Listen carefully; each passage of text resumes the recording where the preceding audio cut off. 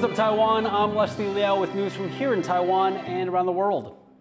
It's been 45 years since a landmark piece of U.S. legislation set the foundations for Washington's ties with Taipei. Jeremy Olivier looks at how the Taiwan Relations Act has come to define the close but unofficial relationship between the U.S. and Taiwan in the decades since.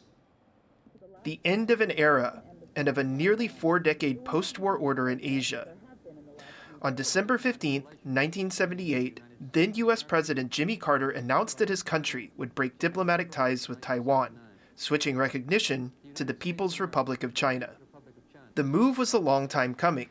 Taiwan had been expelled from the United Nations several years earlier, in 1971, with few recognizing its claim to be the legitimate government of all of China. And under Carter's predecessor, Richard Nixon, the U.S. began normalizing relations with Beijing. Still, the mood in Taipei was grim. People, angry with what they saw as a betrayal by the U.S., held increasingly violent anti-American protests. The government, under the lead of President Jiang Jingguo, tried to quell public outrage and chart a new course forward. Former diplomat Frederick Chien, Taiwan's deputy foreign minister at the time, was one of the top officials in charge of overseeing the American transition out of Taiwan.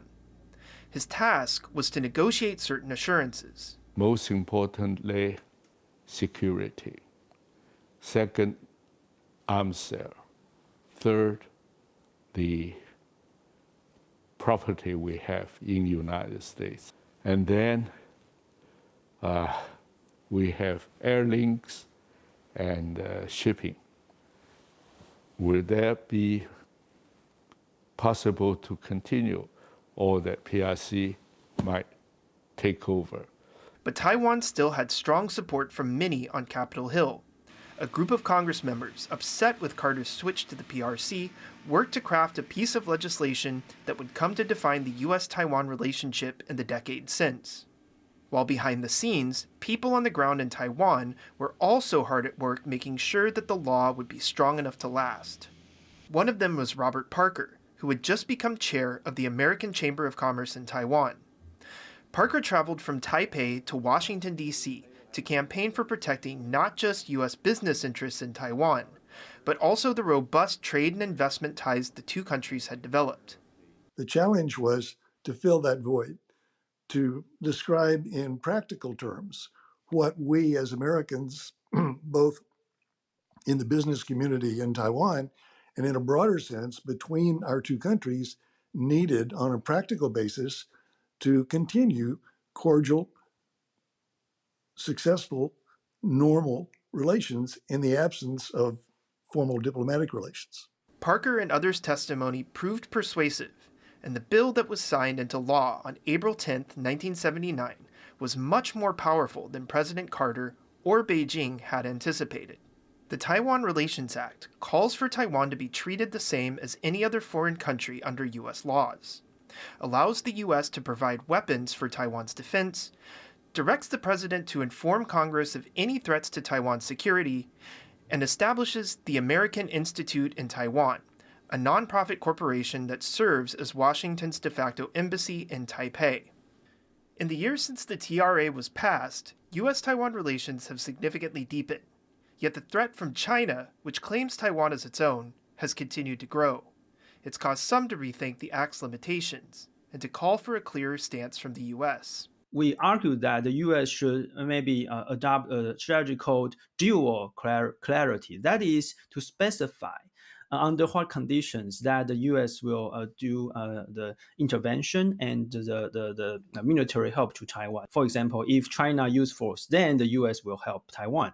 And the U.S. should be very clear that if Taiwan changes status quo, then the U.S. will not help Taiwan. Despite growing concerns over Taiwan's security, the TRA has endured as the strong foundation of the U.S.-Taiwan relationship, one which has allowed ties to flourish for more than 4 decades. Chris Ma and Jeremy Olivier for TaiwanPlus. Search and rescue efforts are still underway after Taiwan's massive earthquake last week. Our reporter Reese Ayers meets the 4-legged heroes taking part in the operation. Picking through debris left by a devastating earthquake. Search and rescue dog Roger is an integral member of the teams, risking their lives to find survivors or bring closure to the families of the victims. 最主要还是搜寻生还者。那因为可能罹难者他的味道介于就是生还者跟就是对他们来讲会有点困惑，所以他有稍微闻一下，然后就离开，又觉得好像是他要找的，他又回来做嗅闻。 It was Roger's powerful nose that helped locate one of the victims killed by a landslide following the 7.2 magnitude quake that struck Hualien on April 3rd.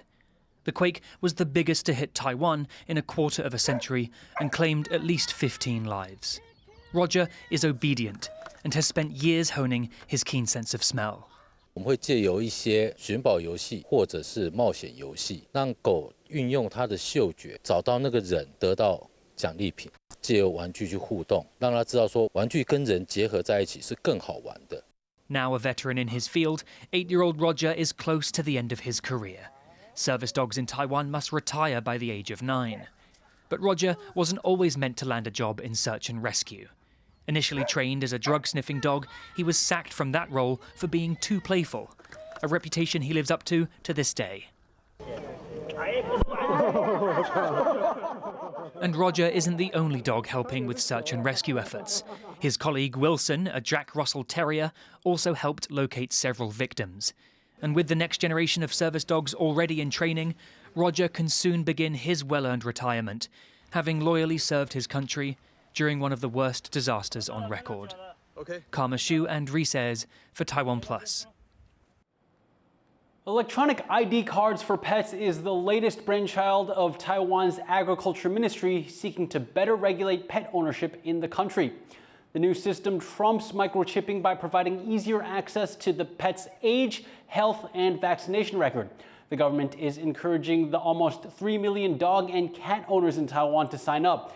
The system will also track where a pet was born, helping authorities keep tabs on breeders. 它就可以让我们这些最上游的宠物的繁殖场能够列入我们的管理当中。 Taiwanese folk musicians are sharing their sound with the next generation in an urgent effort to keep their culture alive. Joyce Sung has the story.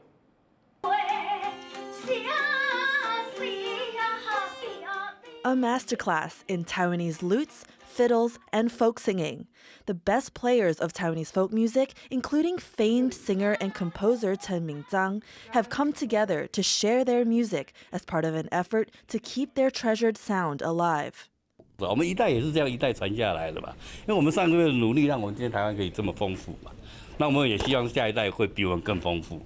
Students who signed up for the special class averaged about 35 years of age, giving organizers hope that young people in Taiwan do have an interest in the dying art. Students say the music helps them feel closer to home. 像我自己小时候是学钢琴，就觉得说，那我既然学了钢琴，那我有没有可能学一个就是我们台湾自己的东西这样子？跟家人的关系比较好，因为就等于说我其实拿乐琴回去找我妈妈，然后可能弹一些民谣给她，然后像我可能不是唱得很顺，但是她就会唱得很顺，然后她就会说这是她小时候都有唱过的歌这样子。 Carrying on cultural legacies is not an easy task, but folk musicians have newfound hope in these passionate students to help this uniquely Taiwanese sound play on. Alex Chen and Joyce Sen for TaiwanPlus.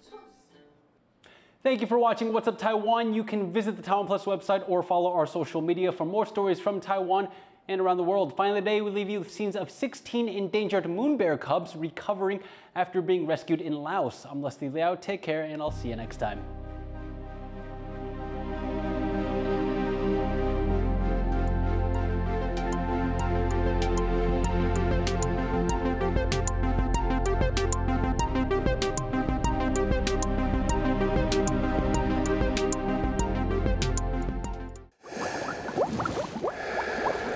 Thank you for watching Taiwan Plus News. For more stories from Taiwan and around the world, visit our website or follow our social media.